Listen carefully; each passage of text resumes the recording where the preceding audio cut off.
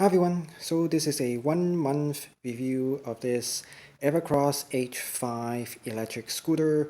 So I have done my original review video, so make sure you check that video. Link is in the description.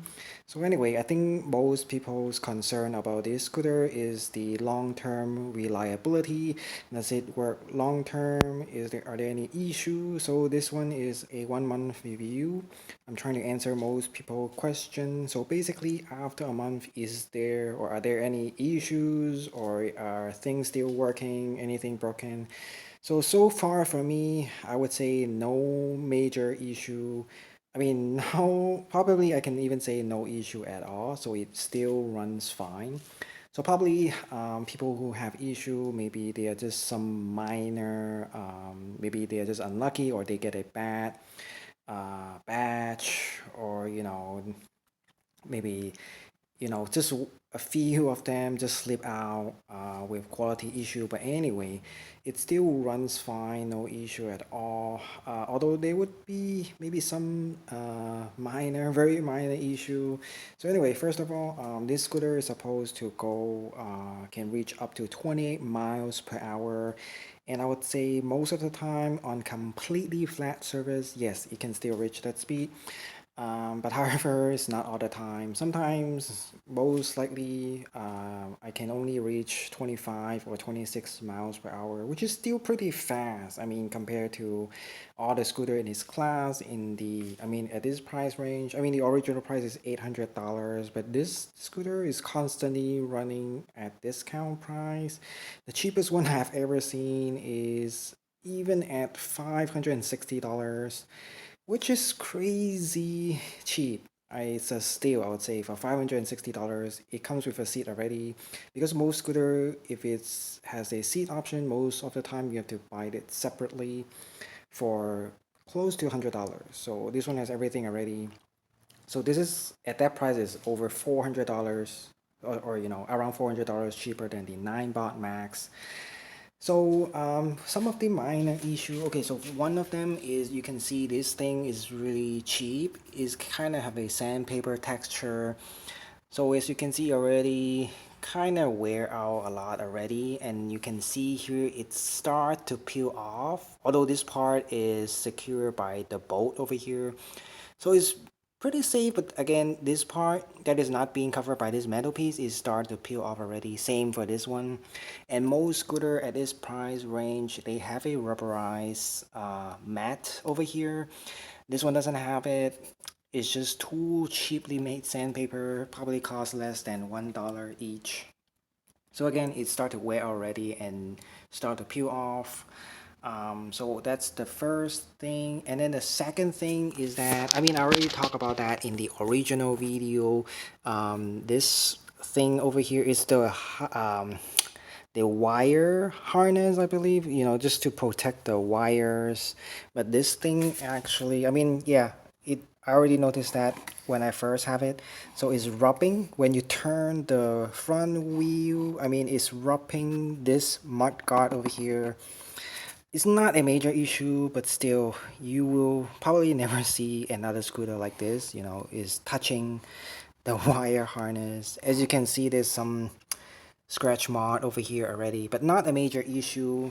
And then the third thing, I would say, the steering is not as easy. Maybe you need some lubricant over here or some grease. Not sure which one I would use or recommend. I haven't done anything yet, but the turning could be a bit hard at times. It's not as smooth as other scooters. So something to think about that. Maybe you need some lubricant. And then let's see. So next thing, not much issue, but again, another thing that I want to point out, that this scooter is not sometimes not very stable, I would say, compared to, I mean, all the standard scooter. I would say this is not a standard one because everything is kind of weird. I mean, it's weird looking already. It's not your standard looking scooter. I think this scooter is based heavily, at least in terms of looks, based heavily on the E-Move Cruiser. If you search online, the pictures, it looks very similar. Not exactly the same, but looks very similar. And that one, I believe, is a over $1,000 scooter. So, and not many scooter looks like this. And the reason for this, I mean, it's not very stable. Part of it, the first reason is it has a relatively high ground clearance. It's around 5 inches. The 9 Max only has a ground clearance of around 2.5 inch. So this is partly the reason that it might not be as stable, especially if you have ride the 9 Max for a long time, and if you jump on this one, definitely you can feel the stability of this one. And the second reason why it's not as stable, I would say, because of the adjustable stem. Because this part, you can, the stem has a adjustable height. So this part has to be secure completely and firmly, otherwise it might wobble, and this might be part of the reason it's not stable. If it's not completely firmly closed, then it might wobble. And also the steering mechanism of here that I mentioned already. This one, I mean, most scooter, you know what I mean if you have a scooter, This one is a hinge, so more like a door hinge design compared to, very few scooter has this kind of design for turning. So this is another reason that might contribute to the unstable issue. Most scooter just, it's just like a circle, This is not even circular. This is like a rectangular shape. As you can see from here, it's not even a circle. And most scooter, they just turn around the center. This is not turn around the center. This is turn over here. So in my opinion, not the best design.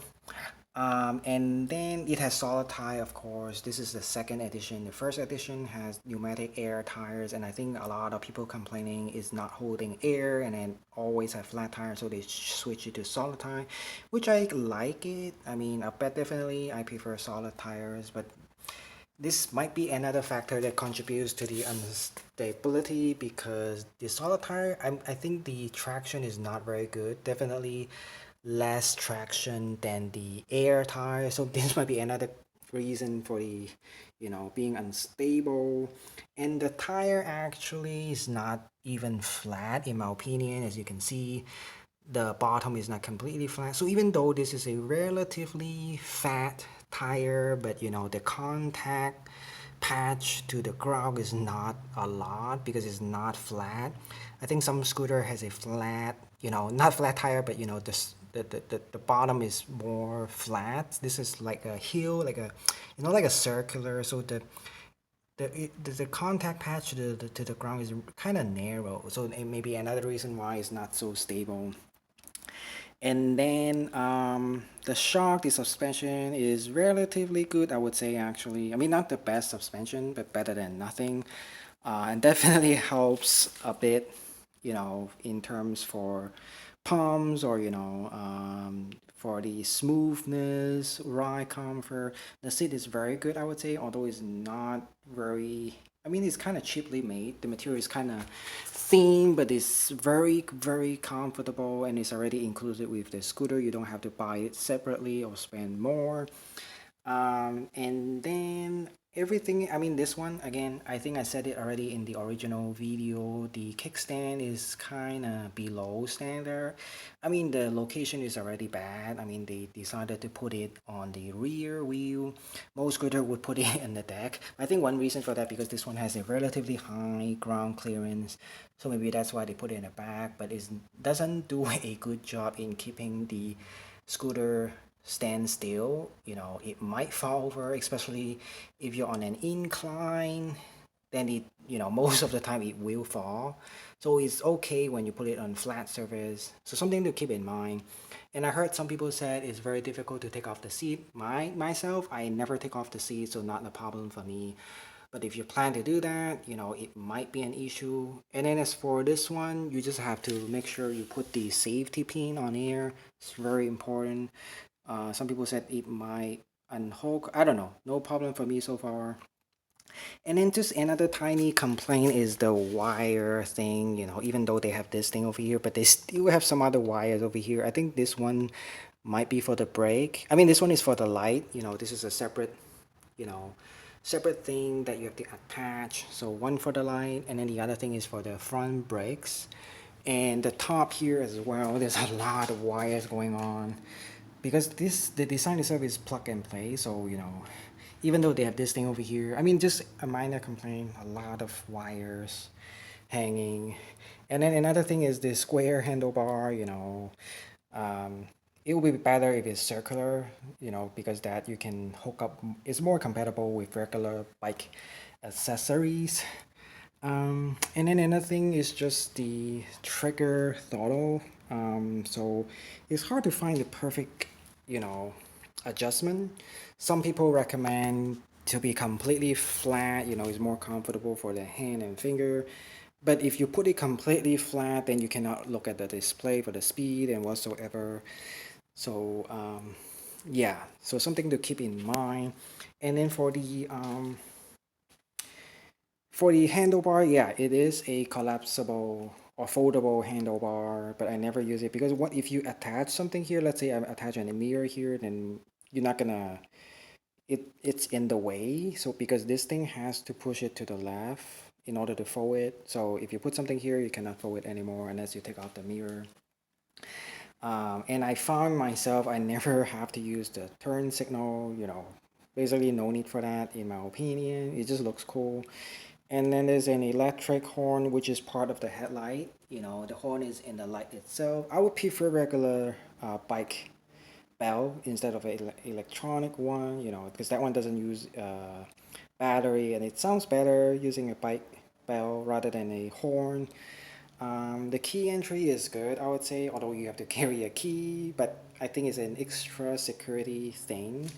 Um, so other than that, I think this is a good scooter for a month. It still works fine, no major issue at all, no flat tire because this is a solid tires.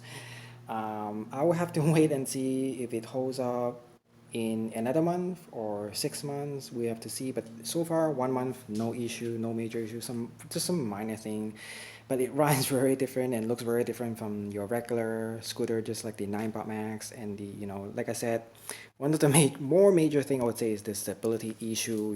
Not very stable. Well, at low speed is not that stable, and at very high speed also not very stable. So something to keep in mind. For me, I mean, the perfect riding position would be make sure, from my experience only, is to keep your hand and arm straight. Always keep a straight arm. That way, the scooter would be more stable if your hands are straight.